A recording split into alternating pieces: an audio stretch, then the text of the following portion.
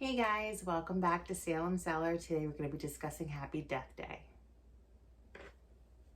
Hey guys, welcome back to Salem, Cellar. Today we're going to be discussing Happy Death Day. Hey guys, welcome back. Just kidding. I'll be right back.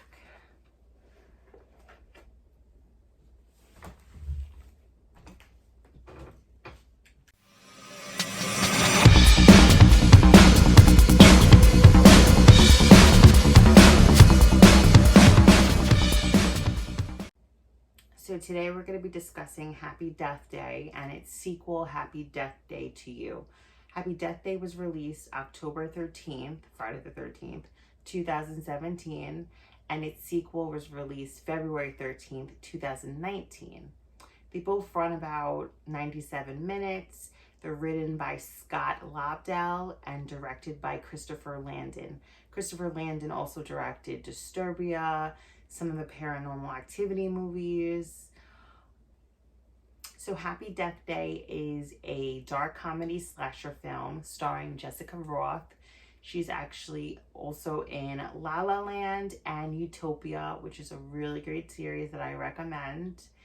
She's the main character. Her name is Tree. It starts off with her waking up in her classmate Carter's bed, and we just go through her normal day of just being a nasty human being.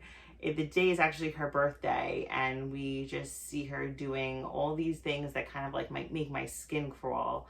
And it ends with her being murdered by somebody in a baby mask.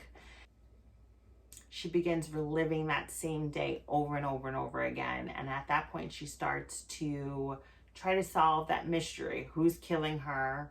And how can I prevent my own death from happening?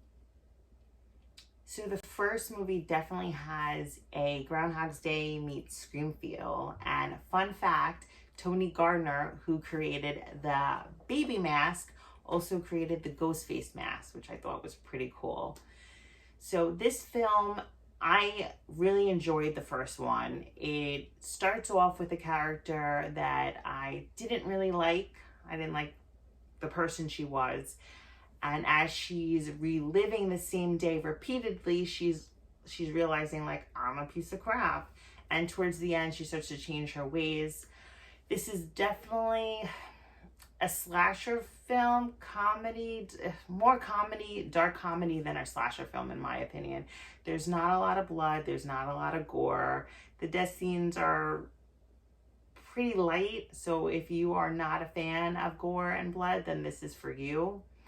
The second film is more of a science fiction, Back to the Future meets anything nowadays with a multiverse in it. That one explains a little bit more why Tree, the main character, is going through everything she's going through in the original. The original, she's just trying to prevent her death and stop the killer and survive. And the sequel, she is trying to figure out why this is happening. She figures out why it's happening and she tries to stop it. And it dives into all the different dimensions, and it's pretty cool, the second one, because it just explains why everything happened in the first one. And now she has to decide whether or not to stay in the new dimension she's in or go back to her own. So tough decisions need to be made. Overall, how I felt about, I'm going to start with the first movie, is I really love the first movie. It is a movie that I could play constantly, and like I said, it's very mild violence and gore. It's more of a comedy with a serial killer, in my opinion, but I really did enjoy it. The second one, I enjoyed it a little less than the first one because it was more of a sci-fi film, in my opinion, than the slasher, original slasher that kind of gave me like a, I know what you did last summer feel to it. But the second one is a good movie, and it tells you the full story. You spend an hour and a half with her on the first movie. I say watch the second movie just to go full circle. And it does have a cute ending to it. So I definitely recommend both movies. Why not? You might as well give it a try. They're both fun watches.